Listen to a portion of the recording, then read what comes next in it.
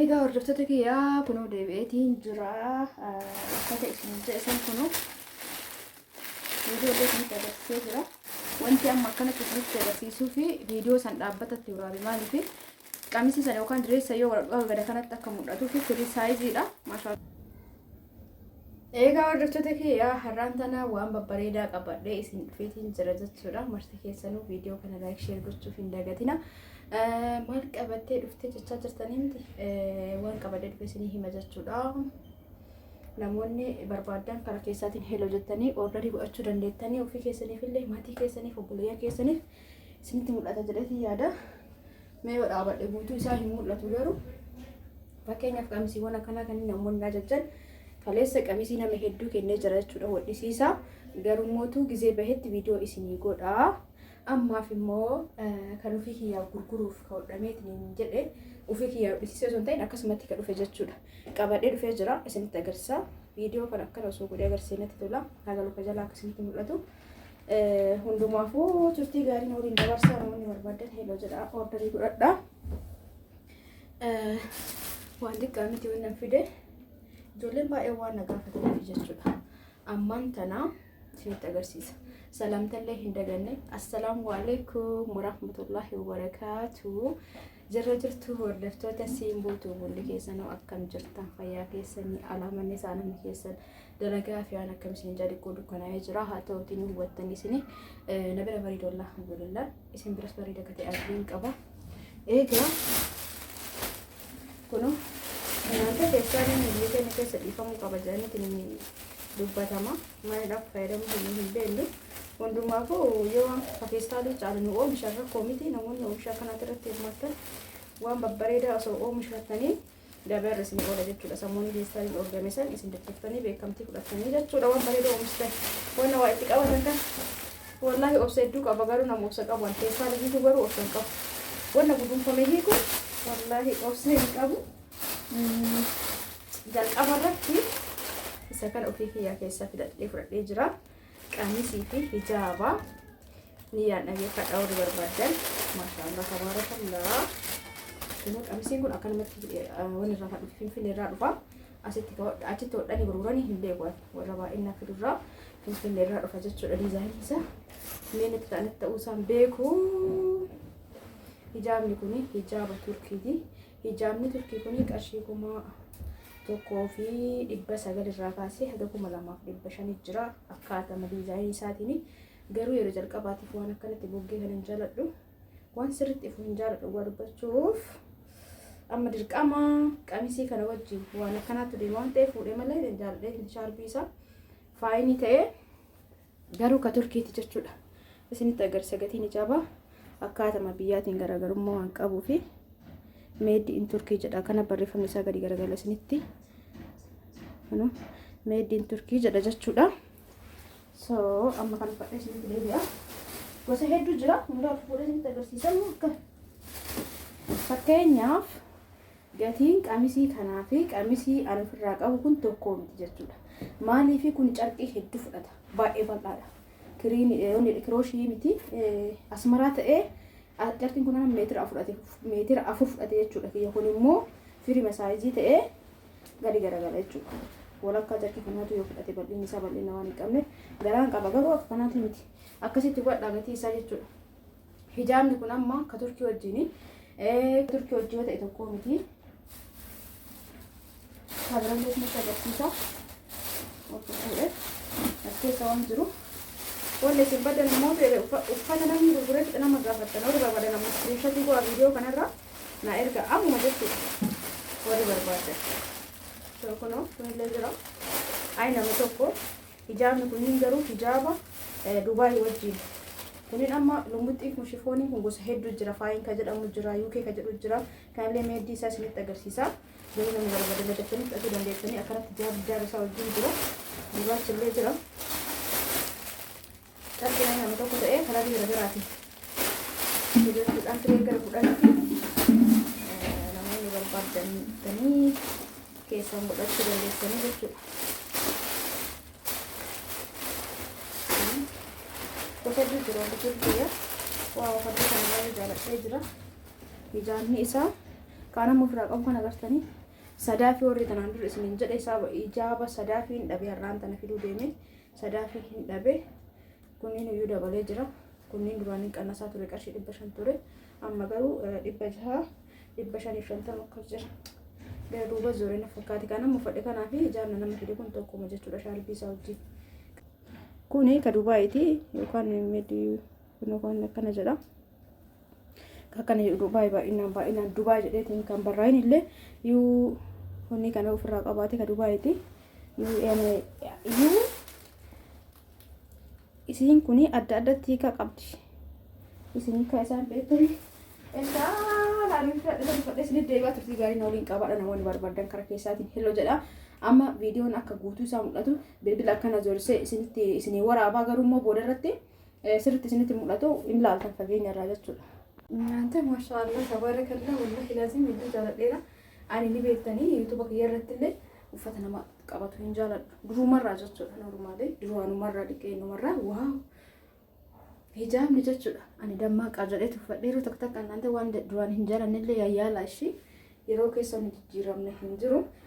Normaalii ani ijaabicha jaaladhee osoo hin taane qamisii kana jaaladhee isinii galee yoo natti ta'e jedhee firii saayiziidha haa ta'u malee anamma kiiloo kiyya osoo hin beekin jechuun akkuma isin waa hubattaniif kiiloo kiyyallee isin himuu bira gahee jira. Sababbiin an akkana isiniin jedhu warri bitattan booda natti ta'ee natti hin taane akka isiniin jenneef anamma kiiloo 50 wayirra jira. 55 akkasi kiiloo 60 oloo taatan haga isinitti ta'u hojii keessatti yoo harma qabaattan harma guddaa isinitti ta'a jedhee hin yaadu. Garuu firii saayizii waaw laala kiisii qaba wanni isinitti tolu laala kiisii qaba. Harkoon isaa wannaanta wallahi baay'ee jaaladha. Namoonni barbaadan dafaa fudhadha. Halluu jiruun isinitti agarsiisa. Kuni akkuma jirutti ta'ee jechuudha. Kanaafuu halluu jiruun immoo isinitti agarsiisa. Waaw jaaladheera dhugaa dubbachuuf. Duuba isinitti agarsiisa duuba isallee harkoon isaa laala. Fakkeenyaaf foona caalaa kan dheeratan ta'e qumatiin kiyyallee annama gabaabaa keessatti ramadama. Qumatiin keessanii 150 oloo ta'e haga isinitti ta'u hojii 160 oloo ta'e haga 160 isinitti ta'uu dhabu. Bakka ani likki maki akka waan ofirratti dhiisee jechuudha. Wallahi ko jaalle ko koomee maki irratti dhaabata. Kaani akkas bola godhusanii miti garuu bareeda yoo barbaadan akkanatti illee hidhachuu dandeettan. Garuu gara duuba hidhatama kun dhiqqoma shabgootanii asin gara duuba namni amma akkanatti jaalata akkanatti filaxxafee akkanatti hin jaaladhan akkas garuu dhiqqomsiitan shabgoon hin danda'ama. Hidhannaa qaba jechuu barbaadeeti. Namni normaalii akkasitti ofitti hidhu lafa joodhee kiisii isaa kan jaaladheera. Innaa harkoo isaa gabarillee qaba dhugaa dubbachuuf. Yoo nama jiddu galeessa nama qal'aata tanfas risnitti ta'a. Kiiloomeetiri keessan immoo 150. Anamma 155 nama gabaabduu keessa ramadan. Alhamdulillah gabaabbiin dheerina rakkoo miti. Uuma rabbiiti hin jaaladha. Hedduu takkan jaaladha of. Maaliif rabbiin kiyya akka fedhetti na uumee jira waan ta'eef jechuudha. Namni gabaabaa taatan yookaan meetira keessan haga 155 jirtan isinitti ta'a. Duubaan akkana jira.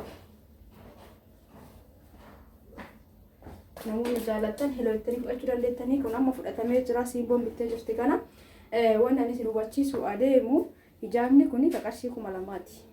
Garuu kan qamisii hojii fide qarshii 600ti jechuudha. Garaagarummaa akkasitti beeka. Amma kan hojii deemtan meeqa dhufe isinitti fakkaate qamisiin 2500 qofa. Hijaabni qarshii 2000 4500 qofa jechuudha akkanatti. Hijaaba kanatu gatii ol kaase malee gatiin isaa qarshii 3000 ta'an amma fidetanii hundaaf fadhe isinitti agarsiisa kun. Kun garuu hin jiru meebii yoo barbaadan noormaalii dirqama hijaaba kan hojiin argamuu dhabuu danda'a. Ani hijaaba kana waan maachii as keessaa godhuuf kanatti fuudhe malee qamisii halluu kanaa barbaadan immoo gazeetti aanuu jiraata isinii fida. Garuu qaama jiru keessaa filadhaa bitadhaan isin jaa kaawwan fadhe walitti deebi'a. Egaa hordoftoota keessatti obboleettiin teenya bira jirti turte isin hedduu qal'oodha garuu qumati ilaala isin nama meetiraa fi 60 wayii ani meetiraa fi 50 shamoo akkasii dhiqqoo ol caalla haa ta'uti ani uffata kan isirratti yoo laalu bal'ina isaa ka beeke jechuudha. Dhiqqoo furdoodhaan fakkaatadha maashaallah tabaarakallaa nama qal'aa jedhe qal'inni qal'aamisiin hedduu qal'oodha garuu uffanni qumati likki marti nulachuutu likki matta'e meebii nafa dhiqqoo isirra qaban fakkaataniif kaase malee isittillee ta'eera jechuudha. Namoonni meetira tokkoof 60 taatan uffanni kun isinitti ta'a jechuudha. Yoo gar malee furdina qabaatiin harma baay'ee yoo gara harmaa kanatti gara ceekuu kanatti yoo bal'attan malee haga meetira 160 isinitti ta'a jechuudha. Kanaafuu warri go'achuu dandeettani. Yoo dhumate immoo dhumate jechuudha. Inni tokko gisee tokko beektani. Wanni tokko dhufee amma sadaa fi jaaba sadaa fi qarshii 200 duraan beeku hin dhabe jechuudha. Dhata jirullee 500 jaani. Suuqa tokko irratti hin jira halluu nan barbaaduun argamne malee innaa uffanni kunis akkasuma bareeda ta'ee gizee hojjetamu gizee tokko yoo gizee masanii fudhatin deebi'ee dhufuu dhawuu danda'a. Kun lamaanitti uffanni ukkulima ta'ee mee nurraa bareeda jechuun anillee gasmaraa miti xiqqoo borcii kanatti xiqqoo isinatti babbaa jiran fakkaatan naantee as dhiyeenya kana jechuudha. Hin balleessa isin immoo baay'ee qal'oodha. Nin sodaatti demoo kaameraan sodaatti akkanatti agarsiisi naamna waan jedhu agartanii fuula isiitirraayyuu kolfaan dajjeestee kunoo kana fakkaataa isiniin meetira tokkoof 60 meetira tokkoof 55 jechuun baay'ee garaagarummaa hin qabu. Ana garuu likkimatti natti isillee likkimatti ta'ee meebii nafa xiqqoo isirra qabaa saniif likki nutti ta'e jechuudha. Maaliif silaa isitti gabaabbachuu qabaa ture garuu isiin qal'oodha waan taate baay'ee qal'oodha isiin.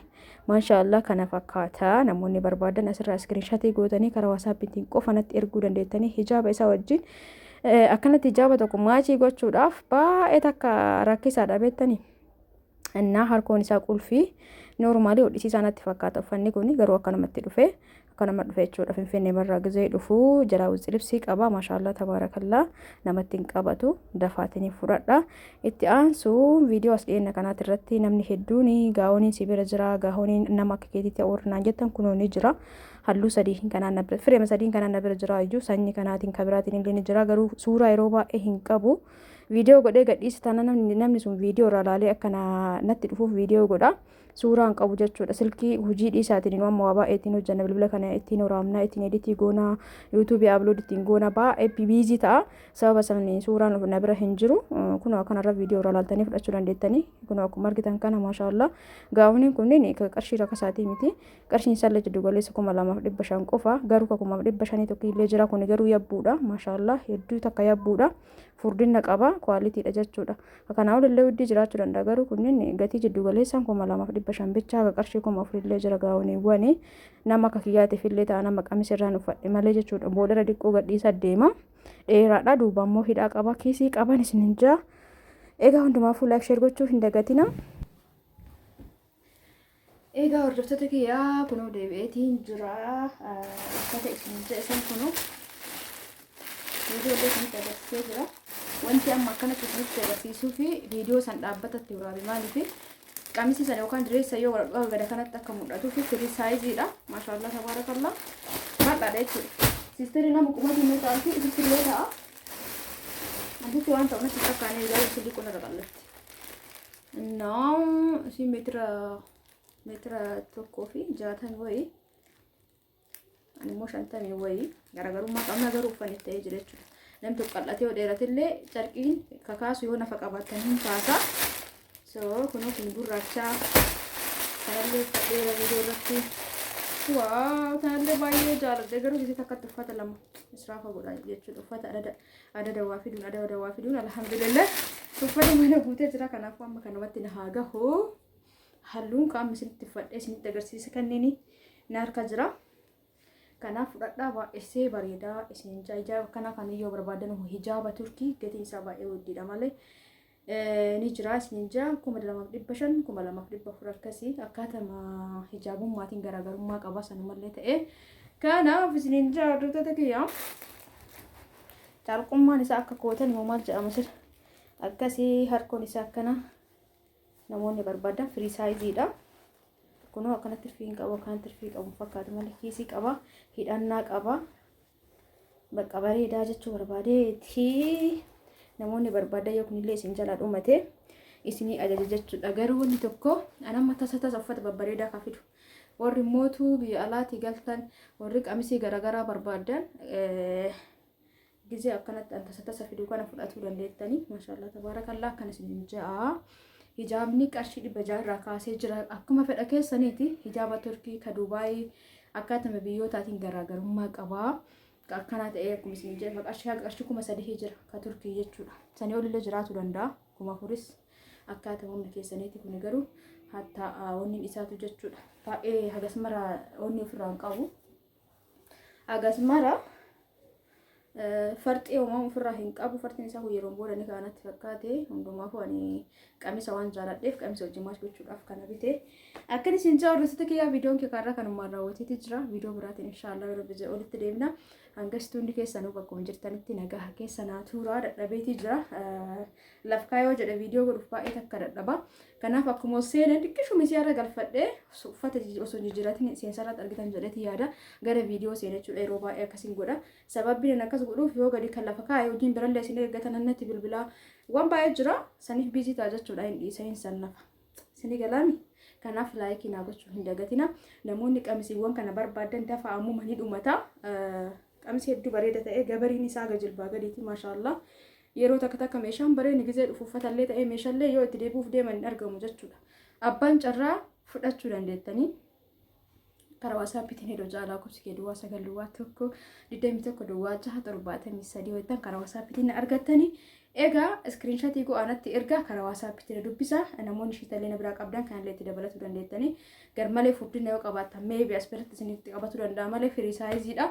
Akka isin jaa hordoftoota kiyyaa hundaafuu ulfaadhaa galatoomaa warri chaanala kana subscribe like share godhaa jirtan baay'ee takkanaaf galatoomaan isin jaa shiitii babbareeda loorii barbaadan ammallee karaa keessaatiin koottaa shiitii qannasa isinii kennaa baay'inaan yoo narraa fudhattan. Akkuma tanaan duraa immoo amma baay'inaan meeshaa manaa ordarii namni hedduun godhataa jira waan ta'eef shiitii gurguratuu fi sa'aatiin hin jiru. Kanaafuu yoo dhuftan isinii qannasa isinii kenna. Firee 10 yoo bitan tokko isinii eebbisa. Wallahi laazim dhuguma isin jaa jira. Shiitii shaarbii firee 10 yoo bitan shiitii tokko shaarbii hojjetu hin ta'in shiitii tokko isinii eebbisa. Shiitii yeroo amma kana qarshii 600 galee jira. 10 bittanii shiitii tokko isinii eebbisa taanaan bareedaadha jechuudha. Kanaafuu koottaan isinii jaa obboleeyyan kiyya. Qamisiiwwan kanallee fudhachuu dandeettanii. Namoonni uffata dhiiraa nagaafattan uffata dhiiraa gosa hedduu sadarkaa hedduu qaba jechuu barbaadeeti. Akkaataa fedhii keessaatiin karaa WhatsAppiitiin na dubbisaa waan dhaabbataa miti. Osoo waan dhaabbataa ta'ee gatii akkana jedhee asirra dubbadha jechuudha. Garuu darajaa qaba. Akkaataa darajaa isin barbaadaniitiin jira jechuudha. Gatiin ga'aanallee jira meetirri. Kanaafuu san isintu murteessaa.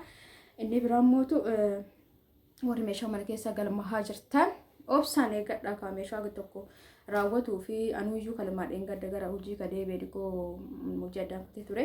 Kanaafuu ammaan tan immoo dura duubaan isinii baasaa obsaan eeggadhaa waan bareeda akkasiniif bahuma shakkii hin qabu. Egaa kaarraa kanumaan raawwadheetii jira hordoftoota kiyya. Hanga viidiyoo biraatiin walitti dachaanutti nagahaan naa tura. Hedduu isin jaaladha, hedduu isin kabaja. Namoonni Ameerikaa irraa qamisiiwwan akka kiyyaa kanneen ajajjan isin ajajee jira kennee jira jechuudha. Gizee ba'etti yoo xiqqaate nama tokko ka qamisii ajajeetu jira diizaayinii garagala ol keessa godhee jechuudha. Nama tokko qamisii firee 8 ajajeetu jira. Maashaallah tabaarakallaa galatooma. Haganatti akka biyyoota guddatan irraa na hordoftanii waa orderiin irraa godhatu keessaniif hedduu akka galatooma ulfaadhaa isiniin jaa. Garuu uffanni sunniin bakkuma tokko isiniif kenne kanama sadii isa baasuuf haga 7-2 fixa xumuruu danda'a turuu danda'a. Maaliif ree qamisii 6 deebii qamisii 8 jechuun walii galatti gara qamisii 14 akkasiiti sana wadhuudhaaf horofaan adurra jirullee ni jira waan ta'eef jechuudha. 7 hanga 3 fixuu danda'a. Yoo 2 illee naa xumuramee bareedaadha. Haga 2 jedheenyani yaa waan tokko 2 hojjetan 3 isinii gaha akkas jechuudha. 1 tokko qaxaroo gootan immoo 2 faa keessa ka isin xumuran keessattuu namni uffata akkasii guyyaa jedhan sanitti argamu. Akkana obsaan eeggadha isiniin jaa. Yoo barbaadan qamisiiwwan kannillee itti dabalachuu dandeettan. Yoo kiiloon keessan baay'ee kiiloo 60 oloo taatan haga tokko isinitti naannoo kan isin qabuu danda'a jechuudha. Namoonni harma guddatan yoo jiraatan keessattuu yoo harma guddatan ta'e naannoo kan isin qabuu danda'a. Harma guddataniif boorci sirriitti yoo qabaatan kiiloo 60 gadi garuu nama kamittuu ni ta'a firii saayiziidha kan nama fudhadhe kun akkasitti hubadhaa. Egaa isinitti dheerachuu kiyyaaf dhiifama isiniin jecha namoonni waan nama dubbadhe kana barbaadan karaa WhatsAppiitiin koottaa viidiyoo har'a qabadhee dhufe kanumaan raawwadheeti jira. Viidiyoo biraatiin inshallah walitti deebinaa. Ijji dadhabee jira dhugaa dubbachuuf bakka hedduu deemee dhufe. Halkan kairii isiniif haa ta'u hedduu isin jaaladha hedduu isin kabaja. Rabbiin isin haa jaalatu rabbi aadaa muraada keessan isinii haa guutu. Akkuma isin jaalatanii na kabajanii dalagaa garagaraati irratti na hirmaachisaa jirtan kana rabbi yaada muraada keessan isinii haa guutu fayyaa isinii haa kennu isiniin jaa obboleeyyan kiyya. Egaa akkasii nagahaan naa tura. halkan kun halkan keerii isiniif haa ta'u. Baay baay.